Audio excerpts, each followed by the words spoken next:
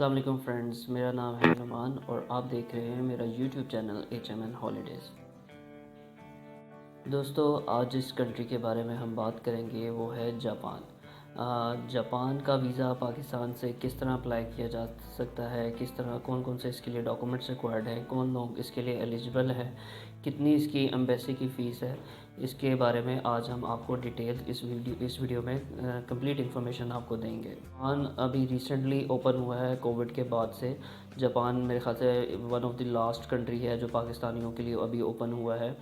तो इसकी visa applications जो है वो स्टार्ट हो गई हैं। एम्बेसी ने वीज़ा एप्लीकेशंस एक्सेप्ट करना शुरू कर दी हैं। जो डॉक्यूमेंट्स रिक्वायर्ड है, सबसे पहले हम उसके बारे में बात कर लेते हैं कि क्या क्या डॉक्यूमेंट्स रिक्वायर्ड है इसके लिए।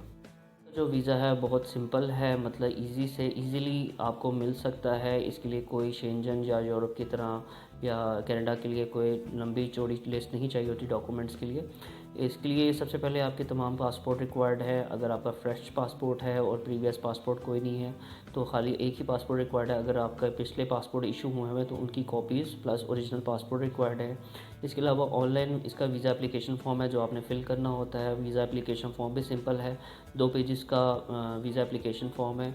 इसके अलावा आपको अपना सोर्स ऑफ इनकम बताना होता है कि आप क्या काम करते हैं, आया कि आप जॉब करते हैं या बिज़नेस करते हैं। अगर जॉब करते हैं तो लास्ट 3 मंथ्स की सैलरी स्लिप्स प्लस HR की तरफ से NOC लेटर रिक्वायर्ड होता है। और अगर आप बिज़नेस करते हैं तो आपका NTN और टैक्स रिटर्न्स अगर आपकी अच्छी है तो वो आप साथ लगा सकते हैं।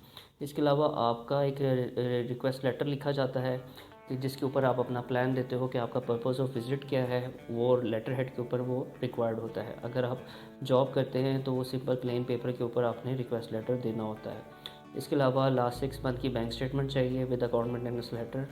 क्लोजिंग बैलेंस जो है एटलीस्ट मिनिमम भी 8 लाख आपके अकाउंट में हो। इससे ज़्यादा हो, 1 मिलियन से ऊपर हो तो ज़्यादा अच्छा है, लेकिन कम से कम 8 लाख तक आपके अकाउंट में बैलेंस होना चाहिए जब आपने वीज़ा एप्लीकेशन सबमिट करनी है। इसके अलावा पिक्चर्स चाहिए वाइट बैकग्राउंड में, और एक ट्रैवल प्लान चाहिए कि आपका पर्पस ऑफ विज़िट क्या है। मतलब आप day wise travel plan embassy को देते हैं कि आप डे 1 क्या करें, डे 2 क्या करें, डे 3 क्या करें। वो पूरा प्लान आपको एक देना पड़ता है।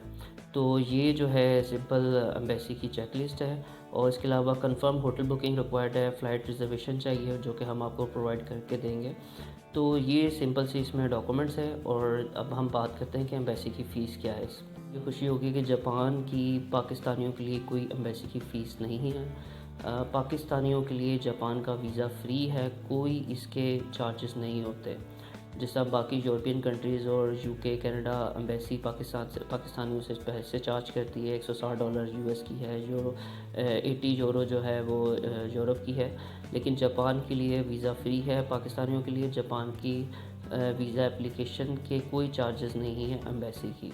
तो जापान का वीज़ा देखने में जितना सिंपल है, ऑल्दो इसको हासिल करना उतना ही डिफ़िकल्ट है, क्योंकि मोस्टली पाकिस्तानी वहाँ जाके स्लिप हो जाते हैं, वापस नहीं आते, जिसकी वजह से पाकिस्तानियों की वीज़ा रेशो भी इतनी अच्छी नहीं है। और अगर किसी को वीज़ा मिल भी जाता है तो इमिग्रेशन क्रॉस करना और इमिग्रेशन के क्वेश्चंस के आंसर सेटिस्फैक्ट्री दे के क्लियर होना वो बहुत टफ़ काम है। तो जो लोग वीज़ा अप्लाई कर रहे हैं तो सबसे पहले तो वो अपनी तैयारी पकड़ लें, अपनी अच्छी सी प्रोफाइल बनाएं और फिर उसके बाद जापान का वीज़ा अप्लाई करें।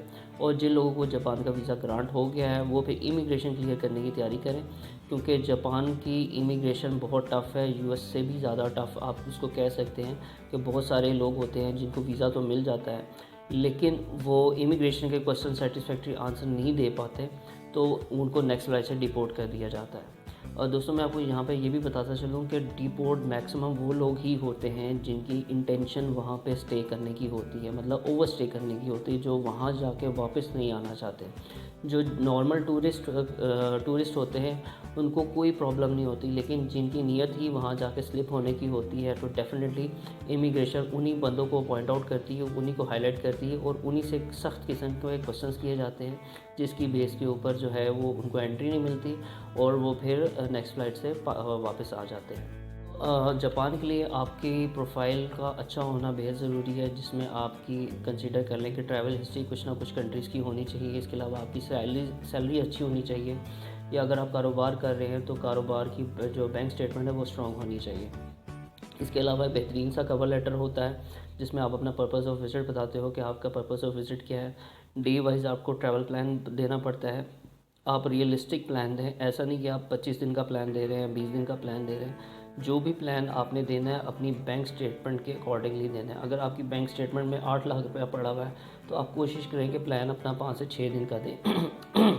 अगर इससे ज़्यादा का आपके पास बैंक में बैलेंस पड़ा हुआ है तो उस हिसाब से अकॉर्डिंगली आप उसको बढ़ा सकते हैं। लेकिन ऐसा नहीं कि आपके अकाउंट में पड़े ही 4 लाख रुपया हो या 5 लाख रुपये पड़े हो और एम्बेसी से आप मांग रहे हो कि जी मुझे 20 दिन का वीज़ा दे दें, तो इसकी बेस के ऊपर स्ट्रेट अवे वीज़ा रिफ्यूज़ हो जाता है। ये थी टोटल जापान की चेकलिस्ट, इसका प्रोसेसिंग टाइम। अगर आपको अपनी जापान की वीज़ा की कंसल्टेंसी हमसे लेनी है या अपना फ़ाइल प्रिपेयर करवाना चाह रहे हैं या किसी भी कंट्री की वीज़ा कंसल्टेंसी लेना चाह रहे हैं तो आप हमारे नीचे दिए गए नंबर पर रब्ता कर सकते हैं। एक चीज़ मैं अगेन आपको बता दूं कि हम लोग सिर्फ विज़िट वीज़ास की फ़ाइल प्रिपेयर करते हैं, हम स्टडी वीज़ा को और इमिग्रेशन को डील नहीं करते और ना ही हम कोई काम टर्न बेस के ऊपर कर रहे होते हैं। तो जो लोग जिनके पास डॉक्यूमेंट्स हैं सिर्फ वो लोग हमसे रब्ता करें, जिनके पास डॉक्यूमेंट्स नहीं हैं तो प्लीज़ अपना टाइम ज़ाया ना करें। और मज़ीद क्वेश्चंस अगर कोई हो तो आप हमारे नीचे दिए गए नंबर पर रब्ता कर सकते हैं। और अगर आप हमारा ऑफ़िस विज़िट करना चाहते हैं तो आप अपॉइंटमेंट लेके हमारे ऑफ़िस को भी विज़िट कर सकते हैं। Thank you.